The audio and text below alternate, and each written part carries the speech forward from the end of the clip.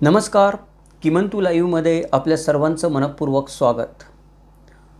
कुळ आणि मूळ या आपल्या 32 भागांच्या मालिकेतील आजचा आपला दुसरा भाग आहे. आपल्याला प्रत्येकालाच आपलं कुळ काय आहे किंवा आपलं मूळ काय आहे हे समजून घेण्याची एक नैसर्गिक इच्छा असते. तर या गोष्टीमध्ये जेव्हा आपण या गोष्टी शोधायचा प्रयत्न करतो तेव्हा त्याच्यामध्ये कोणते घटक अंतर्भूत होतात आणि या गोष्टींचा आपण शास्त्रीयदृष्ट्या कसा अभ्यास करावा किंवा शास्त्रीयदृष्ट्या या गोष्टींकडे कसं पाहिलं जावं या विचाराने आपण ही मालिका चालू केली आहे. या 32 भागांच्या मालिकेमध्ये आपण वंश, कुळ, त्यानंतर उपकुळ, पोटकुळ, देवक, कुलदैवत, गोत्र, प्रवर वगैरे गोष्टींची माहिती घेणार आहोत. सुरुवात आपण वंश या गोष्टीपासून केलेली आहे. का केलेली आहे ते आपण मागच्या भागामध्ये पाहिलेलं आहे. आपल्याला सगळ्यांना विनंती आहे की ही मालिका आपण पहिल्या भागापासून पाहावी, म्हणजे संगतवार आपल्याला आपलं कुळ आणि मूळ कसं शोधावं या विषयाची कल्पना येऊ शकेल. मागच्या पहिल्या भागामध्ये आपण पाहिलं की वंश म्हणजे काय आणि या भागामध्ये आपण जाणून घेणार आहोत वंशवाद म्हणजे काय. कारण वंश आणि वंशवाद याच्यामध्ये एक धूसर सीमारेषा असते आणि जेव्हा वंश ही गोष्ट वंशवादाकडे झुकते त्यावेळेला समाजामध्ये मोठमोठे उत्पात होऊ लागतात. तर मागच्या भागामध्ये आपण पाहिलं की वंश म्हणजे दुसरं तिसरं काही नसून माणसाच्या नैसर्गिक शारीरिक वैशिष्ट्य आणि जनुकशास्त्रीय रचनेनुसार केली गेलेली वर्गवारी आहे. म्हणजे निसर्गाशी संबंधित आहे, ही विज्ञानाशी संबंधित आहे, वंशाची संकल्पना आहे ती. पण वंशवाद या संकल्पनेचं तसं नाही. वंशवाद ही संकल्पना मानवी मनाशी संबंधित आहे, मानवी समजुतीशी संबंधित आहे. उदाहरण द्यायचं झालं म्हटलं तर मी श्रेष्ठ आहे किंवा आम्ही श्रेष्ठ जन आहोत अशी जी काही एखाद्या व्यक्तीची किंवा वर्गाची समजूत असते ती समजूत म्हणजे वंशवाद. स्वतःला दुसऱ्यांपेक्षा श्रेष्ठ समजणं आणि ते श्रेष्ठत्व सिद्ध करण्यासाठी वंशाचा आधार घेणं. खरं तर वंशाचा याच्याशी काही संबंध नाही. म्हणजे मी निग्रो असणार आहे का, मी युरोपियन असणार आहे का, मी भारतीय असणार आहे का, मी चायनीज असणार आहे, याच्याशी मी श्रेष्ठ आहे का कनिष्ठ याचा काही संबंध नाही. याचा वंशाचा संबंध निसर्गाशी आहे. आणि ही जी माझी समजूत आहे की मी इतरांपेक्षा श्रेष्ठ आहे ती मी बळजबरीने वंशाशी जोडतो की माझा वंश श्रेष्ठ आहे आणि तिथून वंशवादाला सुरुवात होते. मूलतः ही जी गोष्ट आहे ही बढाईखोर स्वभावाशी माणसाच्या संबंधित आहे. उदाहरणार्थ मला बढाई मारायची सवय असते की मी कसा श्रेष्ठ, माझे पूर्वज कसे श्रेष्ठ, माझी शरीर रचना कशी श्रेष्ठ, मी अमुक गोष्ट केली, पराक्रम केला त्याच्यामध्ये कसा श्रेष्ठ. तर मी श्रेष्ठ आहे ही ज्याची ठाम समजूत आहे त्या माणसाला स्वतःला सिद्ध करण्यासाठी वंशवादासारखं दुसरं कुठलंही शस्त्र नाही. ज्या माणसाला स्वतःला इतरांपेक्षा श्रेष्ठ करायचं आहे तो माणूस काय करतो की वंशवादाचा आधार घेतो. त्याचं कारण असं आहे की एकदा मी असं म्हणलं की मी श्रेष्ठ वंशातला आहे की त्याच्यामुळं मला माझा नालायकपणा झाकायला मदत होते. मी काही नालायकपणा करूच शकत नाही कारण मी वंशाने श्रेष्ठ आहे. इतरांचे माझ्यावरील जे दोषारोप असतात म्हणजे इतर लोक जे मला दोष लावत असतात, माझ्यातल्या उणिवा सांगत असतात, त्या मी सहज नाकारू शकतो की हा दोष माझ्यामध्ये निर्माण होऊच शकत नाही कारण मी श्रेष्ठ वंशातला आहे. किंवा एखादा माणूस सामाजिक रचनेमध्ये मी उच्च स्थानावर बसलेला असतो, मग धार्मिक ठिकाणी असेल, सामाजिक ठिकाणी असेल, राजकीय ठिकाणी असेल, मी उच्च स्थान धारण केलेलं असतं जिथून मी दुसऱ्यांवर पकड ठेवू शकतो. त्या ठिकाणावरून कोणी मला खाली काढू शकत नाही किंवा ओढू शकत नाही. काय ओढू शकत नाही कारण मी उच्च वंशाचा आहे, माझा वंश उच्च आहे, त्याच्यामुळे मला हा जन्मजात अधिकार प्राप्त झालेला आहे. हे जे उच्च वंश आपण जे म्हणतो किंवा ही जी समजूत आपण बाळगतो ते आपला असा समज असतो की मी उच्च वंशाचा आहे, मी माझ्या आईच्या कुशीत असतानाच सिद्ध झालेलं आहे. कारण माझी आई उच्च वंशाची होती, माझे वडील उच्च वंशाचे होते, त्यांचे पूर्वज उच्च वंशाचे होते. मग उच्च वंश कोण आहे? हा नैसर्गिक वंश नाही. वंश ही नैसर्गिक संकल्पना आहे. ही जी आपण त्याला नैसर्गिक संकल्पना असणाऱ्या वंश या शब्दाला आपण जेव्हा उच्च हा शब्द मागे जोडतो त्यावेळेला तो वंशवाद होतो. आपण लक्षात ठेवलं पाहिजे वंशवादाचा वंश या शास्त्रीय संकल्पनेशी काही संबंध नाही.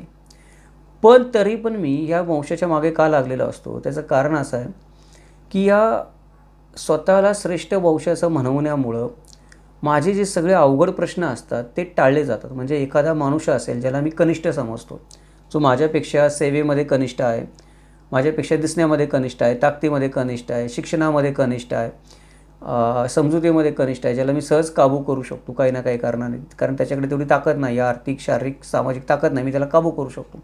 किंवा माझी वैज्ञानिक ताकद जास्त आहे, माझ्या समाजाने वैज्ञानिक प्रगती जास्त केली म्हणून मी स्वतःला श्रेष्ठ समजतो, वंशाचा त्याला कनिष्ठ समजतो. अशा कनिष्ठ माणसाने जर माझ्यावर एखादा आरोप केला किंवा माझ्या पराक्रमावर जर त्याने बोट उचललं, माझ्या नैतिक मूल्यांविषयी जर त्याने शंका व्यक्त केली, तर जर मी स्वतःला उच्च वंशाचा म्हणलं तर मग या गोष्टी आपोआप फेटाळल्या जातात. खालच्या माणसाने काही म्हणलं त्याला काही अर्थ राहत नाही, का आता तो कनिष्ठ वंशाचा आहे, त्याच्या बोलण्याला, त्याच्या मताला काही किंमत नाही. मी उच्च वंशातला आहे, तो माझ्याबद्दल हे जे काही बोलतो ते आकसाने बोलतो आहे, हे मी वंशवादाचा आधार घेऊन सिद्ध करू शकतो. म्हणून लोक काय करतात, वंशवादालाच वंश आणि त्यात उच्च वंश सिद्ध करायचा प्रयत्न करत जातात. आणि हे सगळं का करायचं? हे सगळं करायचं कारण एक आहे की वंशवादाचा एक फायदा आहे. तो फायदा म्हणजे सोपेपणा. सोपेपणा अशा रीतीनं आहे की मानवी स्वभावामध्ये किंवा मानवाच्या इतिहासामध्ये आपण जर बघितलं तर ज्या गुंतागुंती असतात त्या गुंतागुंतीला आपण टाळू शकतो. म्हणजे एखाद्या माणसाने जर चिकित्सा करायचं म्हटलं की अमुक एक माणूसच उच्च वंशाचा का, मग त्याचा वंश उच्च कुठून झाला, तर मग मागे इतिहास काय होता, त्याने काय केलं, मी काय केलं, दुसऱ्या कोणी अजून काय केलं, परत नैसर्गिकदृष्ट्या वंश ही संकल्पना आहे त्याच्याशी तो जुळतो आहे का. मग ह्या ज्या गुंतागुंतीच्या गोष्टी आहेत त्या गुंतागुंतीच्या गोष्टीमध्ये मला पडायचं नसेल आणि मला स्वतःला फक्त उच्च वंशाचा म्हणून घ्यायचा असेल तर मग अडाण्यातला अडाणी माणूस पण सहज लक्षात ठेवू शकेल आणि मला प्रतिउत्तर करू शकणार नाही असं एक वाक्य मला त्याच्या तोंडावर मारायचं असतं. ते वाक्य म्हणजे मी अभिजात वंशाचा माणूस आहे, मला या जगामध्ये काही करायची मुभा आहे, मला कोणीही विचारू शकत नाही. हिटलरने पण आपण पाहिलं की दुसऱ्या महायुद्धामध्ये हीच विचारसरणी संपूर्ण जर्मन राष्ट्रावर लादली की आपण आर्यांचे वंशज आहोत, आपण अभिजात वंशाचे लोक आहोत, आपल्याला ज्यू लोकांची हत्या करण्याचा परवाना आहे. का परवाना आहे? हे कनिष्ठ लोक आहेत, हे समाजामधले उंदीर घुशी आहेत, समाजाला पोखरत आहेत, त्यामुळे मी अभिजात वंशाचा माणूस असल्यामुळे मला त्या ज्यूंचं हत्याकांड करायची परवानगी आहे, किंबहुना ते माझं कर्तव्यच आहे. ज्यू लोकांनी कुठलीही गोष्ट बोलायची नाही, उच्चारायची नाही. हेच आपल्याला थोड्याफार रीतीने जगाच्या प्रत्येक कानाकोपऱ्यामध्ये जिथे जिथे म्हणून वंशवाद बोकळ आहे तिथे तिथे दिसतं की मी अभिजात वंशाचा माणूस आहे, मला अधिकार आहे, तुम्हाला अधिकार नाही आहे. एवढी सोपी गोष्ट आहे. म्हणून आपल्याला काय करायचं असतं की वंश हा विसरायचा असतो, वंशापर्यंत लोकांना पोहोचू द्यायचं नसतं, लोकांना हे समजूच द्यायचं नसतं की वंश ही नैसर्गिक संकल्पना आहे, ती जनुकशास्त्राशी जोडलेली आहे, शारीरिकशास्त्राशी जोडली आहे, तिचा उच्च-नीचतेशी काही संबंध नाही. लोकांनी तिथपर्यंत पोहोचू नये, लोकांवरची माझी पकड सैल होऊ नये, माझा हक्क जाऊ नये, म्हणून मी काय करत असतो, वेळोवेळी या वंशवादाचा आधार घेत असतो. माझ्या राजकीय हेतूंच्या सिद्धीसाठी मी सारखं मी मोठ्या वंशाचा माणूस आहे म्हणून मला अधिकार आहे, मी या मोठ्या वंशाचा माणूस आहे म्हणून मी करू शकतो, मी मोठ्या वंशाचा माणूस मी बरोबर आहे, मी चुकीचा असूच शकत नाही, म्हणून अशा रीतीने माझे राजकीय हेतू साध्य करण्यासाठी पण मला वंशवाद लागत असतो. म्हणून आपण समाजाला भ्रमित करत असतो की वंशवाद हाच वंश आहे, हे आपण समाजाला सांगायचा प्रयत्न करत असतो. तर मग ठीक आहे, मग वंशवाद मानवी समाजामध्ये आला केव्हा? आपल्याला असं सांगितलं जातं की हा जो वंशवाद आहे, हा वंशवाद युरोपियन राष्ट्रांनी वसाहती ज्या वेळेला करायला सुरुवात केली आफ्रिकेमध्ये आणि आशियामध्ये, त्यावेळेला या युरोपियन राष्ट्रांबरोबर हा वंशवाद जगामध्ये सगळीकडे पसरला. आता जगामध्ये सगळीकडे पसरला याचा जर आपण थोडा विचार केला तर आपल्या असं लक्षात येतं, संशोधन केलं तर वंशवाद हा आत्तापर्यंत आधुनिक विचारसरणी येईपर्यंत अस्तित्वामध्ये नव्हता. आपल्या भारतामध्ये वर्णव्यवस्था होती, जातव्यवस्था होती, धर्मव्यवस्था होती, परंतु वंशाच्या आधारे कोणाला कमी जास्त लेखण्याची पद्धत भारतामध्ये पण नव्हती, कारण ती आधुनिक विचारसरणीमध्येच नव्हती. त्याचं कारण असं आहे की ज्या वेळेला हे युरोपियन देश होते ते एकमेकांशी झगडायला लागले, औद्योगिक क्रांती झाली, प्रगतीची दारं खुली झाली, नवीन नवीन समुद्री मार्ग सापडायला लागले, नवीन नवीन जमिनी सापडू लागल्या, त्या ठिकाणी वसाहती करून पैसा मिळू लागला. त्यावेळेला सर्वात आधी वर्गकलह निर्माण झाला. वर्गकलह म्हणजे पैशाच्याद्वारे उच्चभ्रू आणि श्रेष्ठ, पैशाने गरीब किंवा श्रीमंत, सत्तेच्याद्वारे कोणी श्रेष्ठ किंवा कनिष्ठ हे ठरवायचं, याला वर्गकलह म्हणतो आपण. हा वर्गकलह त्याच्यानंतर दोन राष्ट्रांमध्ये झगडे लागू लागले की माझा राष्ट्र श्रेष्ठ का तुमचं राष्ट्र श्रेष्ठ. इंग्लंडमध्ये आणि फ्रान्समध्ये 100 वर्षांचं युद्ध चाललं याच्यामधून. बाकीच्या राष्ट्रांनी तेवढी नाही केली तरी सतत चकमकी युद्ध चालू ठेवली श्रेष्ठत्वासाठी. आणि हे सगळं जे होतं की राष्ट्रवादाचे कलह, वर्गकलह आधी निर्माण झाले आणि वंशवाद नंतर निर्माण झाला. हे कलह निर्माण झाले तरी पण अजून कोणाच्या डोक्यात आलं नव्हतं की असं म्हणावं की मी इंग्लिश आहे म्हणून मी श्रेष्ठ आणि तू फ्रान्सिसी आहे म्हणून तू कनिष्ठ. हा विचार अजूनपर्यंत माणसाच्या डोक्यामध्ये आला नव्हता. भारतामध्ये पण हा विचार लोकांच्या अजूनपर्यंत आधुनिक विचारसरणीमध्ये जवळजवळ 1857पर्यंत कोणाच्या डोक्यात आला नव्हता की मी हिंदू आहे त्यातही मी ब्राह्मण आहे म्हणून श्रेष्ठ आणि तो अमुक एक माणूस आहे मराठा म्हणून तो शूद्र.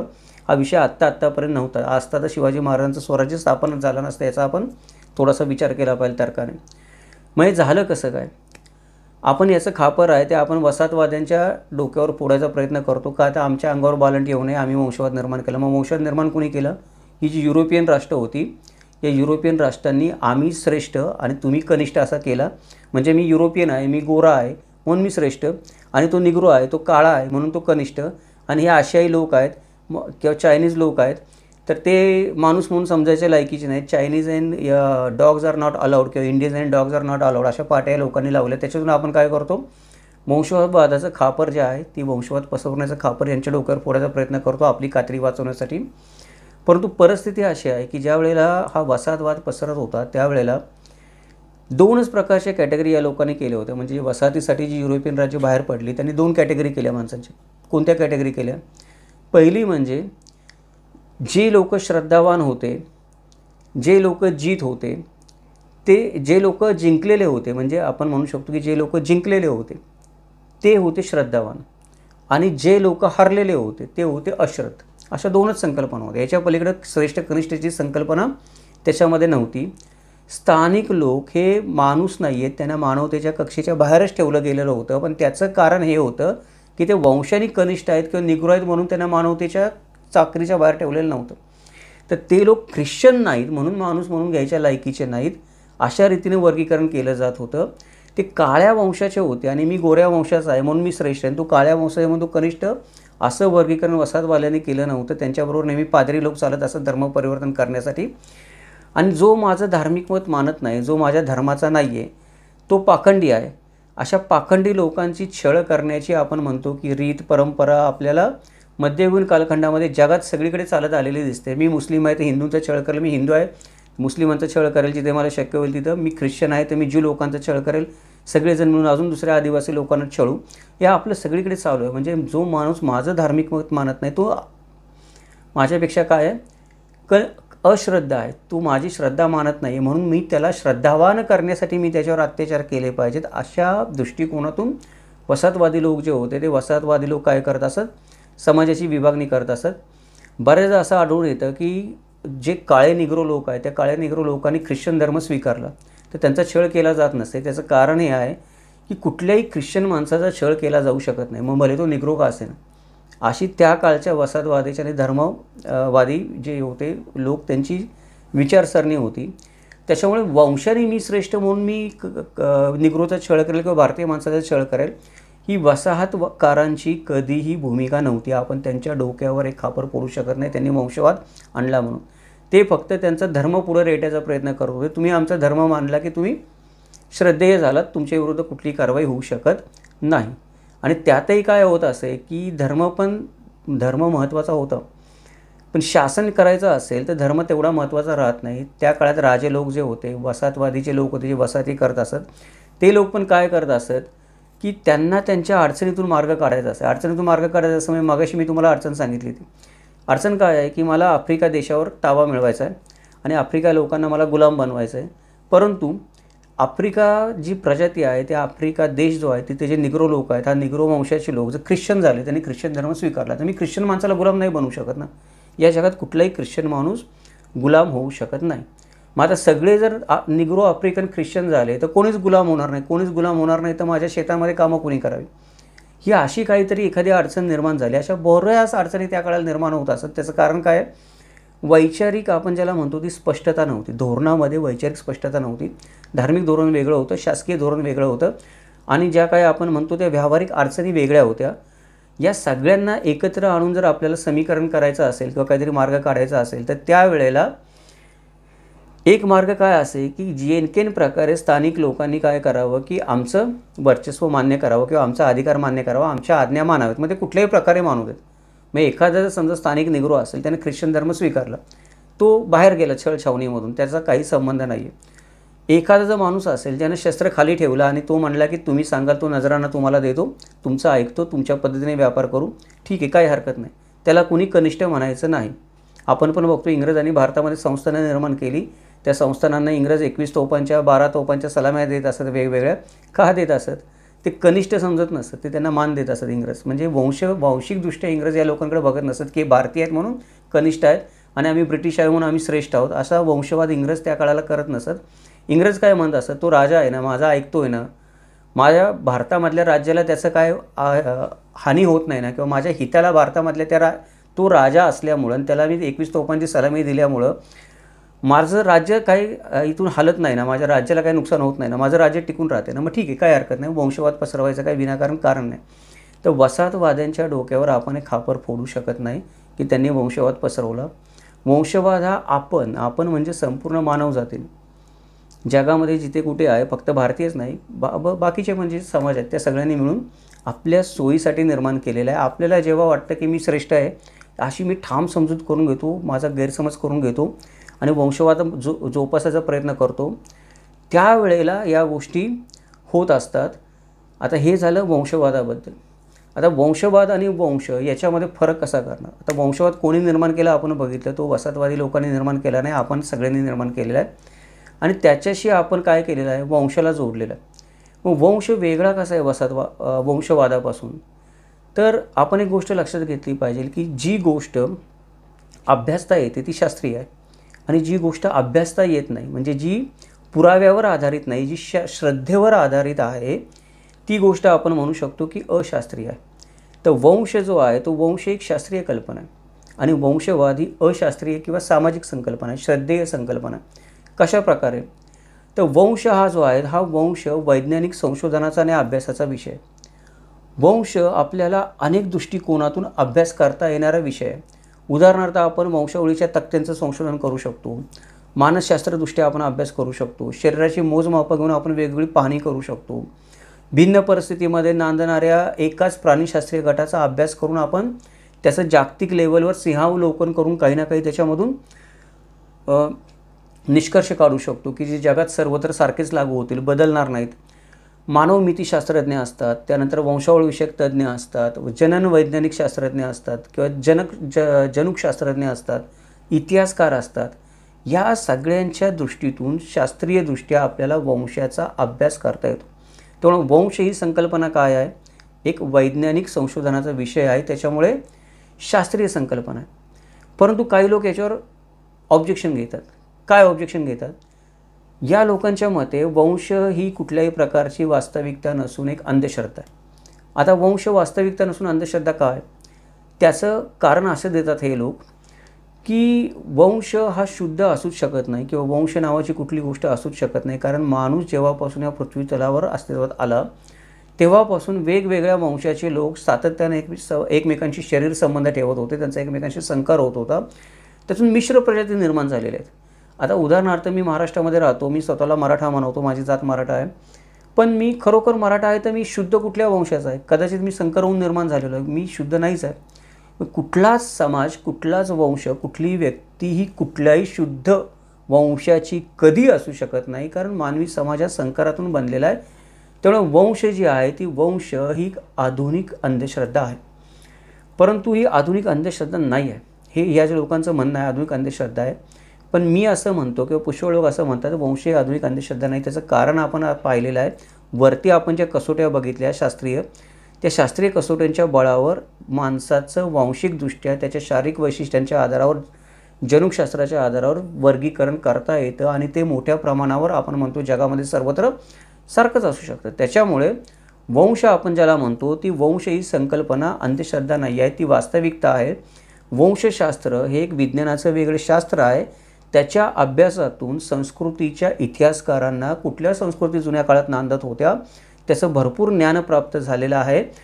वंशासंबंधी, वंश या संकल्पनेसंबंधी, वंश ही जरी शास्त्रीय संकल्पना असली, शारीरिक वैशिष्ट्य आणि जनुकशास्त्राशी निगडीत असली तरी देखील वंशशास्त्राशी संबंधित अजून पुष्कळच विषय असे आहेत की ज्याच्या अभ्यासाकरता विज्ञानाजवळ आज पुरेसं ज्ञान उपलब्ध नाही आहे किंवा कुठल्या शास्त्रीय पद्धती चाचण्या उपलब्ध नाही आहेत. त्याच्यामुळे हे काही अपरिपक्ववादी, समतावादी वंश ही आधुनिक अंधश्रद्धा मानतात. त्यांना असं वाटतं की ही गोष्ट विज्ञानाने सिद्ध होऊ शकत नाही, कारण विज्ञानाकडे आज ती गोष्ट सिद्ध करण्यासाठी काही नाही आहे. पण खरी परिस्थिती ही आहे की विज्ञान तुम्हाला प्रामाणिकपणे सांगतं की हा विषय आहे म्हणजे मी सिद्ध नाही करू शकत. परंतु ज्यांना वंशवाद पसरवायचा आहे ते काय करतात की ते असं बोलत नाहीत, सांगत नाहीत, काय नाहीत, मी म्हणतो तेच खरं, माझ्याकडे सगळ्या प्रश्नांचं उत्तर आहे, कारण मी श्रेष्ठ आहे, मी श्रेष्ठ वंशातला माणूस आहे, असं वंशवादी भूमिका घेणाऱ्या लोकांचं मत आहे. पण आपण हे थोडक्यामध्ये समजून घेतलं पाहिजे की कोणी मानो अथवा न मानो, वंशवादी माणूस कधीच मानत नाही कुठली गोष्ट, तो फक्त स्वतःचंच खरं मानतो, दुसऱ्याचं मानतच नाही. तरी पण कोणी मानो अथवा न मानो, वंश ही एक वास्तविकता आहे, ती आधुनिक अंधश्रद्धा नाही आहे. परंतु वंशवाद ही मात्र एक आधुनिक अंधश्रद्धा आहे. काय मगाशी मी म्हटलं तसं की वसाहतवादाचा काळ जेव्हा चालू होता, युरोपियन राष्ट्रे वेगवेगळ्या ठिकाणी वसाहतवादी वृत्तीनं वागत होते, लोकांना गुलाम बनवत होते, तेव्हा पण ते गुलाम बनवण्यामागची त्यांची धारणा हा माझ्या धर्माचा नाही आहे म्हणून तो अश्रद्धेय आहे, म्हणून त्याला गुलाम बनवलं जाऊ शकतं ही होती. तो कनिष्ठ वंशाचा आहे आणि मी श्रेष्ठ वंशाचा आहे म्हणून हे लोक त्याला गुलाम बनवत नव्हते. ही आत्तापर्यंतची गोष्ट होती. भारतामध्ये पण आपण पाहिलं की इंग्रजांनी पुष्कळ राजवाड्यांना स्वातंत्र्य दिलं, त्यांचं राज्य संस्थानांच्या रूपामध्ये शिल्लक ठेवलं, त्यांचे मानपण चालू ठेवले.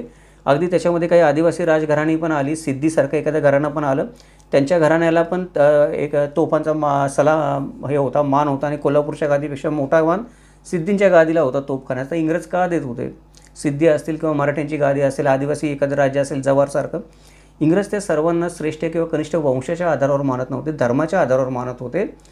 त्याच्यामुळे वंशवाद ही आधुनिक अंधश्रद्धा आहे, जी आपण आत्ताच्या काळामध्ये निर्माण केलेली आहे, जी आधी नव्हती. एखादा वंशिक गट आहे तो जन्मजात हलक्या दर्जाचा आहे आणि दुसरा एखादा गट जन्मजातच श्रेष्ठ आहे, हे ज्याचं अंतिम श्रद्धेय तत्व आहे, म्हणजे ज्याने ठरवलेलं आहे की हेच अंतिम सत्य आहे, याच्या पलीकडे काही सत्य नाही, हा एखादा वंशिक गट आहे, हाच श्रेष्ठ आणि हे बाकीचे सगळे वंशिक गट आहेत कनिष्ठ, अशी ज्याची आंधळी श्रद्धा आहे तो वंशवाद आहे. हे आपण लक्षात घेतलं पाहिजे. त्याच्यानंतर हा वंशवाद अजून काही पावलं पुढं जातो.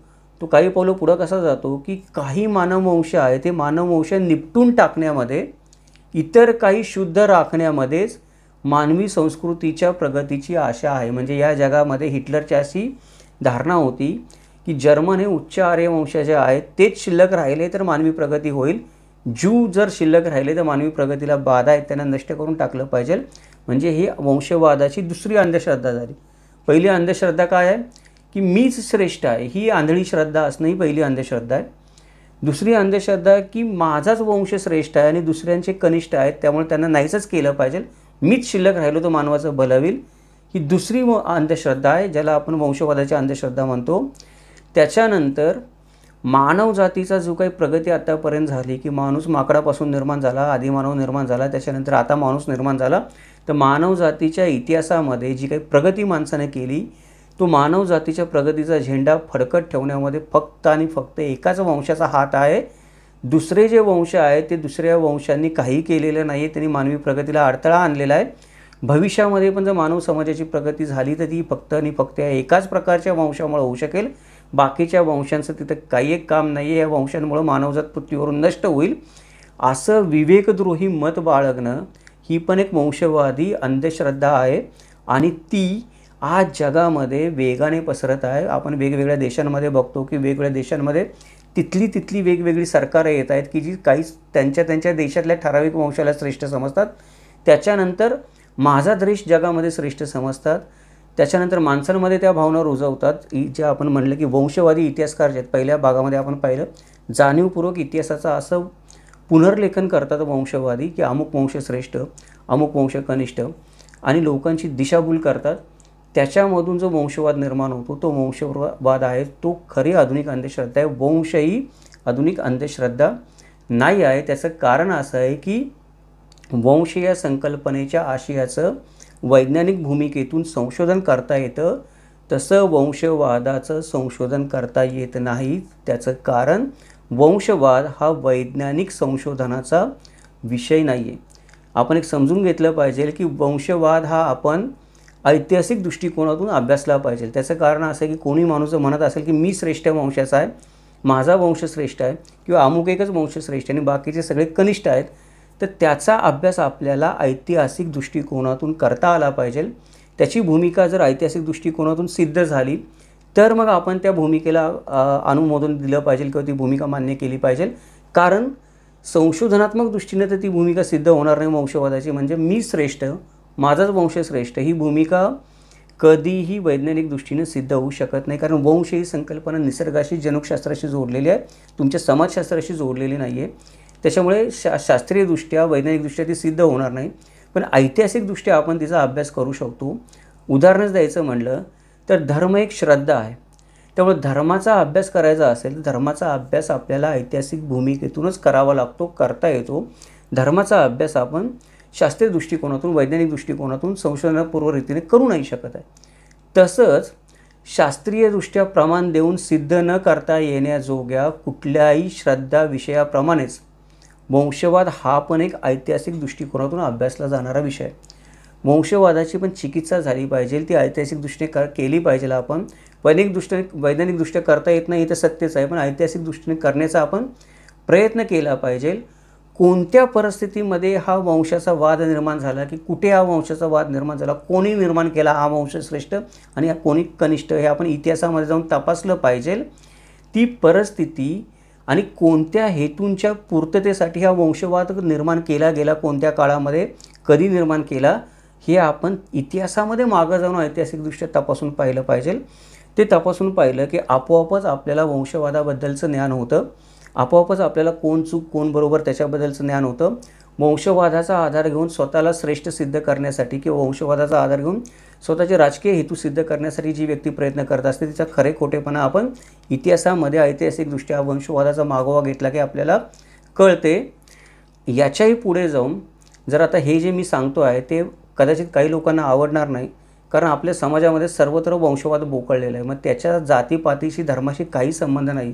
अमुक एक धर्म आहे, तो उच्च जातीतला आहे. उदाहरणार्थ ब्राह्मण समाज आहे, आपण त्यांना उच्चवर्णीय समजतो. त्यांनी स्वतःला वंशाने श्रेष्ठ समजायचं. त्याच्यातही देशस्थानपेक्षा कोकणस्थानी स्वतःला अजून वंशाने श्रेष्ठ समजायचं. तर हे फक्त उच्च जात किंवा उच्च धर्म याच्यामध्ये नाही आहे. तुम्ही जर खाली गेलात तर जे आपले मागासवर्गीय समाज आहेत किंवा भटके विमुक्त जाती आहेत, तर मागासवर्गीय समाजामध्ये जर तुम्ही पाहिलं, महार समाज आहे, त्याच्यामध्ये अनेक उपजाती आहेत, त्याच्यामध्ये रोटीबेटी व्यवहार होत नव्हते, आजही होत नाहीत. मांग समाज आहे, त्याच्यामध्ये पण आजही, म्हणजे आज आपण राहतो 21व्या शतकामध्ये, आपण जग चाललं आहे चंद्रावर, आजही मांग समाजामध्ये पण रोटीबेटी व्यवहार होत नाही. काही समाजामध्ये गेलात तर तिथे पण तुम्हाला दिसेल, नाही त्यांचा नाही आमचा काही संबंध नाही, त्या 15 जाती आहेत त्याच्यामध्ये, त्यांचा आणि आमचा रोटीबेटी व्यवहार होत नाही. म्हणजे रोटीबेटी व्यवहार का होत नाही, तर या समाजामध्ये पण जे भटके विमुक्त समाज असतील, मागासवर्गीय समाज असतील, स्वतःला उच्चवर्णीय समजणारे समाज असतील, मराठ्यांसारखे स्वतःला क्षत्रिय समजणारे समाज असतील, या प्रत्येक समाजामध्ये आपण बघतो की आजही काही ठिकाणी रोटीबेटी व्यवहार होत नाही. का तर आम्ही 96 कुळी आहे, का तर आम्ही पंचकुळी आहे, का तर आम्ही सप्तकुळी आहे. हे वेगळ्या कुळ्या निर्माण करून आपण काय करतो की एक प्रकारे वंशवाद जोपासत असतो. म्हणजे वंशवादाचा धर्माशी, वंशवादाचा जातीशी, वंशवादाचा वर्णव्यवस्थेशी काही संबंध नाही आहे. प्रत्येक धर्मामध्ये, जातीमध्ये, भटक्या विमुक्त जमातींमध्ये वंशवाद सगळीकडे पसरलेला आहे. एखाद्या कनिष्ठातल्या कनिष्ठ जातीतला माणूस पण असं म्हणतो की तो माझ्यापेक्षा कनिष्ठ आहे, माझ्याच जातीतला उपजातीतला माणूस आहे, मी त्याच्यावर संबंध ठेवत नसतो, त्याला पोरगी देत नसतो, आपण त्यांच्या कडेला बसत नसतो, त्यांचे देव वेगळे, आपले देव वेगळे. अरे पण जात एकच आहे ना, नाही तरी पण वेगळे, मी त्यांच्यापेक्षा श्रेष्ठ, कारण मी श्रेष्ठ वंशातला माणूस. तर वंशवाद असा असतो. वंशवाद जो असतो तो धर्म, जात, वर्णव्यवस्था, राज्यव्यवस्था, समाजव्यवस्था, घराणेशाही, डावी विचारधारा, उजवी विचारधारा, लोकशाही या सगळ्यांच्या पलीकडे असतो. इकडे सगळीकडे वंशवाद फोफावलेला असतो. कधी मोठ्या राष्ट्रीय पातळीवर असतो, कधी सामाजिक पातळीवर असतो, कधी राज्य पातळीवर असतो, कधी जात पातळीवर असतो, कधी धर्म पातळीवर असतो. वंशवाद सगळीकडे असतो. त्याच्यामुळे जिथे जिथे म्हणून माणसाला शक्य आहे तिथे तिथे माणूस काय करतो की स्वतःला श्रेष्ठ समजवण्यासाठी वंशवादाचा आधार घ्यायचा प्रयत्न करतो, वंशवाद निर्माण करायचा प्रयत्न करतो. आणि तो कसा योग्य आहे शास्त्रीयदृष्ट्या हे सिद्ध करण्यासाठी वंशाचा आधार देण्याचा प्रयत्न करतो. की मानव वंशशास्त्र असं म्हणलं, विज्ञान असं म्हणतं. तर या सगळ्या गोष्टीला वैतागून एकदा मला वाटतं की 1939 साली अमेरिकन मानवशास्त्रीय संस्थेने एक ठराव पारित केला. आता ठराव मी तुम्हाला का सांगतो, ते वंशवादाबद्दल हे जे मी बोलतो आणि वंश आणि वंशवादातला फरक समजून सांगायचा प्रयत्न करतो. कदाचित काही मित्रांना आपल्या आवडणार नाही आणि काही मित्र मानणार नाहीत, हा काय वेडा माणूस आहे, काही पण बोलतो. कारण आपल्याकडे कसं असतं, घर की मुर्गी दाल बराबर आहे. आपला माणूस बोलतो तोपर्यंत त्याला काही व्हॅल्यू नसते, पण ते जर दुसरा कोणी बोलला तर ती गोष्ट मोठी वाटते. म्हणून सायन्स जे मॅगझिन आहे, ज्याला आपण नियतकालिक म्हणतो, की जे फार प्रतिष्ठाप्राप्त नियतकालिक आहे, फार जुन्या काळापासून आहे, आजही आहे, त्या सायन्स नियतकालिकामध्ये भाग 89 क्रमांक 2298 जानेवारी 13, 1939 रोजी प्रसिद्ध झालेला एक अमेरिकन मानवशास्त्रीय संस्थेचा डिसेंबर 1938चा ठराव आहे. या ठरावामध्ये संस्था काय म्हणते, वंश आणि वंशवाद वेगळं वेगळं करण्यासाठी, की प्रामाणिकपणे आणि पूर्वग्रहरहित दृष्टीने सत्याचा शोध करणे ही एक, आणि ते सत्य सापडल्यावर आणि ते ज्ञान झाल्यावर ते जाहीर करणे ही एक, अशा विज्ञानाच्या प्राथमिक अटी आहेत. म्हणजे कुठल्याही गोष्टीचं प्रामाणिकपणे संशोधन करायचं, पूर्वग्रहरहित दृष्टीने संशोधन करायचं, ही पहिली अट. आणि दुसरी अट, अशा पद्धतीने संशोधन करून तुम्हाला सत्य सापडलं, काही ज्ञान झालं, तर ते ज्ञान स्वतःपुरतं न ठेवता किंवा त्याचा विपर्यास न करता सर्वांसाठी ते जाहीर करणं, याला विज्ञान म्हणतात. विज्ञान एखाद्या गोष्टीला म्हणायला या 2 अटी आहेत. म्हणून आणि सत्याची स्थापना व्हावी म्हणून नव्हे, तर अशास्त्रीय आणि वंशवादाचा विजय व्हावा यासाठी कित्येक देशातून मानसशास्त्रास वेठीस धरले जात आहे. म्हणजे विज्ञान म्हणून काम करायच्या ऐवजी, सत्य लोकांना सांगायच्या ऐवजी अशास्त्रीय गोष्टी, ज्याला आपण वंशवाद म्हणतो, वंशवादासारख्या अशास्त्रीय गोष्टी या लोकांच्या माथी मारण्यासाठी कित्येक देशामधून मानसशास्त्राला वेठीस धरले. म्हणजे मानसशास्त्राचा दाखले दिले जातात की मानसशास्त्र म्हणतो ह्या वंश आहे, पण जे वंशवाद आहे त्याला मानसशास्त्रीयदृष्ट्या वंश सिद्ध करायच्या मागे लोक लागलेले असतात. त्याचा पुराव्याचा विपर्यास केला जातो, पुराव्याचा चुकीचा अर्थ लावला जातो. म्हणून असा ठराव केला जात आहे की ही संस्था ठराव करते की अमेरिकन मानवशास्त्र संघटना या प्रकारच्या वंशवादाचा धिक्कार करत आहे. म्हणजे सत्याचा विपर्यास करावा, सत्याचा शोध करू नये, अशास्त्रीय दृष्टिकोन लोकांच्या माथी मारण्यासाठी वंशाचा आधार घ्यावा, वंशवाद सगळीकडे फोपावा, ह्या ज्या गोष्टी विपर्यास करणाऱ्या आहेत, पुराव्याचा विपर्यास करणाऱ्या आहेत, त्याच्यासाठी अमेरिकन मानवशास्त्र संघटना त्याचा धिक्कार करते आहे वंशवादाच्या संकल्पनेचा. कारण वंशवादाच्या संकल्पनेत या सगळ्या गोष्टी होतात आणि खाली दिलेल्या वस्तूविषयक निवेदनास आपली मान्यता देत आहे. आता खाली दिलेले जे 3 मुद्दे आहेत या संघटनेने, ते फार महत्त्वाचे आहेत. त्याच्यामुळे आपल्याला वंश आणि वंशवाद याच्यामध्ये काय फरक आहे ते कळायला मदत होते. तर पहिला मुद्दा आहे तो म्हणजे मनुष्य जातीचा मोठ्या समूहात अनुवंशिकतेने आलेली समान शारीरिक वैशिष्ट्ये याचा अर्थ वंश या संकल्पनेत येतो.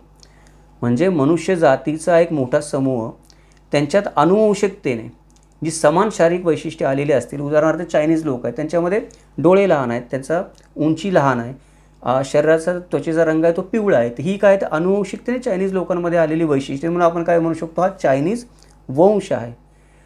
अशी जी वैशिष्ट्ये आहेत यांचा अंतर्भाव वंश या संकल्पनेमध्ये होतो.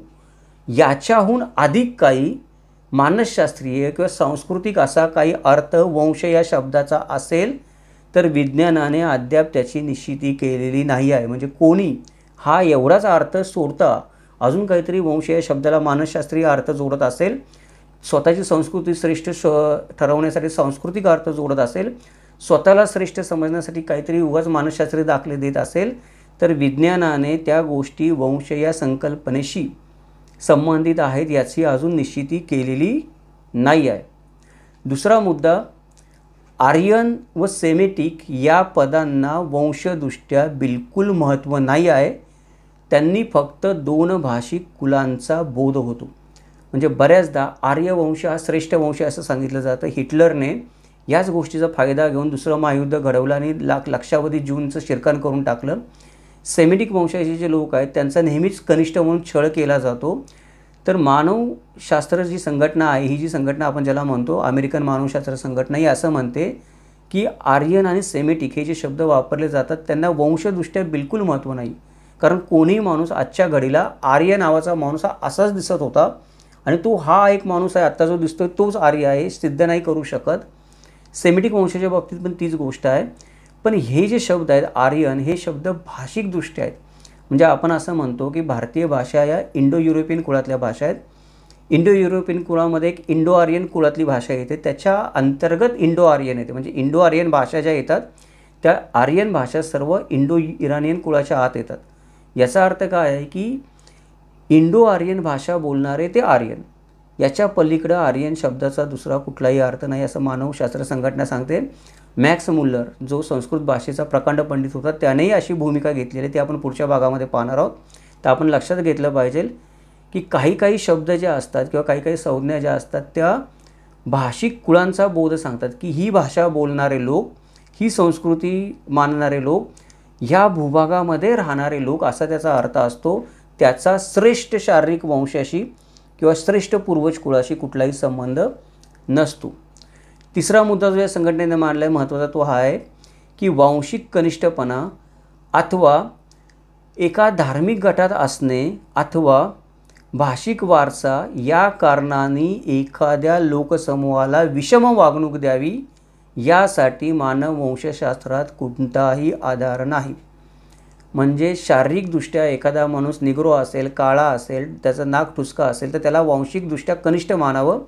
एखादा आदिवासी असेल, त्याची शरीरयष्टी थोडी आपण म्हणतो कमजोर असेल, तो रंगाने काळा असेल, नीट भाषा बोलत नसेल, रानावनात राहत असेल तर त्याला कनिष्ठ मानावं वंश सांगून.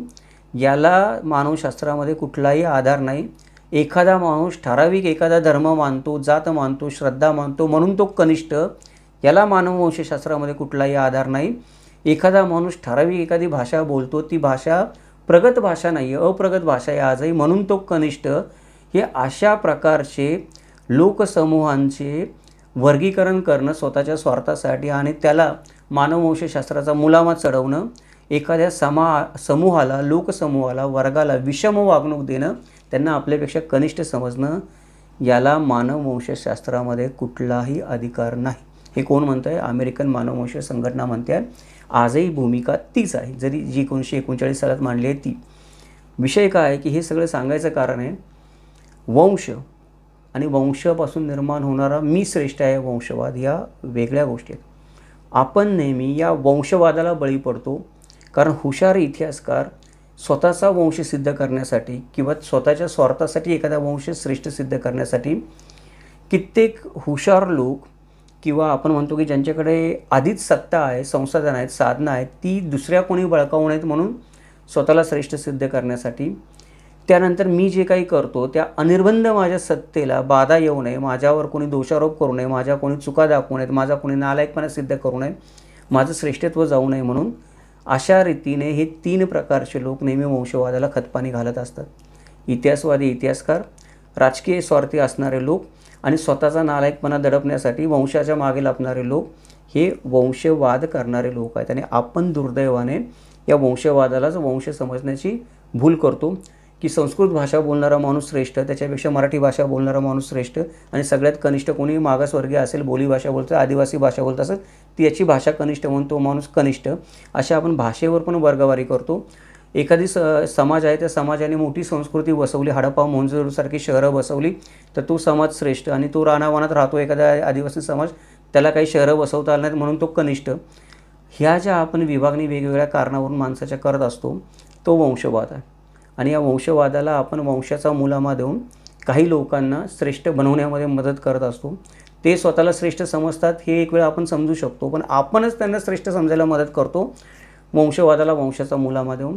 शास्त्राचा, विज्ञानाचा आपण अभ्यास करत नाही, मानववंशशास्त्राने काय म्हणतात त्याचा आपण अभ्यास करत नाही. त्याच्यामुळे समाजामध्ये आपल्याला बऱ्याचदा प्रचंड मोठे रक्तपात घडलेले दिसून येतात. दुसरं महायुद्ध त्यातूनच घडलेलं आहे, त्याच्या आधी पण बरेच रक्तपात घडलेले आहे. मानवी इतिहास या रक्तवादाने आणि वंशवादाने बरबटलेला आहे अक्षरशः. तर आपण जर तुम्ही स्वतःचा वंश शोधत असाल मागे, तुम्ही कुठल्या वंशातले आहेत, तर या गोष्टीवर फोकस ठेवा की मला माझा नैसर्गिक वंश शोधायचा. तुम्ही स्वतःला श्रेष्ठ किंवा कनिष्ठ सिद्ध करण्यासाठी जर वंश शोधत असाल तर तुम्ही वंशवाद शोधताय, तुम्ही वंशवादी आहात, तुम्ही वंश शोधत नाही आहात, तुम्ही तुमचं मूळ शोधत नाही. तुम्हाला तुमचं मूळ शोधायचं आहे तर तुम्हाला तुमचा शास्त्रीय वंश शोधायचा आहे, जो नैसर्गिक वर्गीकरण आहे. तुम्ही स्वतःला श्रेष्ठ कनिष्ठ सिद्ध करण्यासाठी शोधत असाल तर तुम्ही वंशवादी आहात, तुम्ही वंश शोधत नाही आहात. हे आपण इथे लक्षात घेतलं पाहिजे. नेहमीप्रमाणे हा विषय कसा वाटला ते आवर्जून प्रतिक्रियेमध्ये आपण कळवा, कारण हा विषय थोडा समजायला कठीण आहे आणि कुळ, वंश, गोत्र, देवक याच्याबद्दल भरपूर गैरसमज आहेत. त्याच्यामुळे कोणी इतक्या डिटेलमध्ये जाऊन बोलत पण नाही, कारण बऱ्याच गोष्टी असतात, कधी अभ्यास नसतो, कधी स्वतःच्या स्वार्थाला बाधा येते म्हणून लोक बोलत नाही या गोष्टी. पण आपल्याला सत्य शोधायचं तर आपण अभ्यास केला पाहिजे, म्हणून थोडा हा विषय आपण घेतलेला आहे. अवघड किचकट थोडा अभ्यासपूर्ण विषय आपण अकॅडमिक सब्जेक्ट म्हणू शकतो याला, असा आहे. तरी पण आशा आहे की काही गैरसमज याच्यामधून आपले आहेत ते क्लिअर होतील, आपल्या डोक्यामधून काही असतील तर निघून जातील, शंकांचं निरसन होईल. जर आवडला असेल तर मगाशी म्हटल्याप्रमाणे आवर्जून प्रतिक्रियेमध्ये कळवा. व्हिडिओ खरोखर आवडला असेल तर लाईक करा, शेअर करा. जर आपण या व्हिडिओच्या निमित्ताने प्रथमच किमंतू लाईव्ह चॅनलला भेट देत असाल तर चॅनलला सबस्क्राईब करा, नोटिफिकेशन बटन ऑन ठेवा, जेणेकरून आपल्याला अशा प्रकारचे वेगवेगळे माहितीपूर्ण व्हिडिओ पाहता येतील. त्याचबरोबर हे अशा प्रकारचे जे व्हिडिओ असतात ज्यांना आपण संशोधनपूर्ण व्हिडिओ म्हणतो, की हा विषय थोडा अवघड विषय झाला, आता आपण चर्चेला घेतला. कुळ वंशामध्ये हा विषय शक्यतो कोणी चर्चेला घेत नाही. तुझं कुळ हे तुझा वंश आहे, चल निघ. आपण या भाषेमध्ये बोलतो, आपण कधी त्याचं विश्लेषण करत नाही एवढं याच्यामध्ये. ते असे विश्लेषणात्मक व्हिडिओ, संशोधनात्मक व्हिडिओ बनवण्यासाठी नेहमीच प्रायोजकत्वाची गरज लागत असते. जर आपल्याला शक्य असेल तर आवर्जून चॅनलचं मेंबरशिप घ्या, जेणेकरून आपल्याला हे व्हिडिओ अशा प्रकारचे अभ्यासपूर्ण बनवायला मदत होईल, ही विनंती. त्याचबरोबर इतिहासाचं किंवा समाजाचं, मानववंशाचं अशा प्रकारे तर्कशुद्ध विश्लेषण, वस्तुनिष्ठ मूल्यमापन आणि चिकित्सक विश्लेषण ऐकण्यासाठी पाहत राहा किमंतू लाईव्ह. भेटूयात आपण उद्या एका नवीन व्हिडिओसोबत. त्यात आपण जाणून घेऊया वंश म्हणजे नेमकं काय नाही. मागच्या व्हिडिओमध्ये आपण समजून घेतलं वंश म्हणजे काय. या व्हिडिओमध्ये आपण समजून घेतलं वंश आणि वंशवाद म्हणजे काय. पुढच्या व्हिडिओमध्ये आपण हे समजून घेऊया की वंश म्हणजे नक्की काय नाही. मी माझा वंश शोधतोय, पण मला कळतच नाही की वंश म्हणजे काय आहे आणि वंश म्हणजे काय नाही आहे. जे वंश म्हणजे नाही आहे त्यालाच मी माझा वंश समजतोय, तर मी माझी स्वतःचीच फसवणूक करून घेतोय. या आपल्या सगळ्यांची फसवणूक होऊ नये म्हणून पुढचे 2 व्हिडिओ आपण पाहूयात. त्याच्यामध्ये आपण जाणून घेऊयात की भाषिक वर्गीकरण आणि वांशिक वर्गीकरण याच्यामध्ये काय फरक आहे. भेटूयात उद्या एका नवीन व्हिडिओसोबत. तोपर्यंत जय महाराष्ट्र, जगदंब.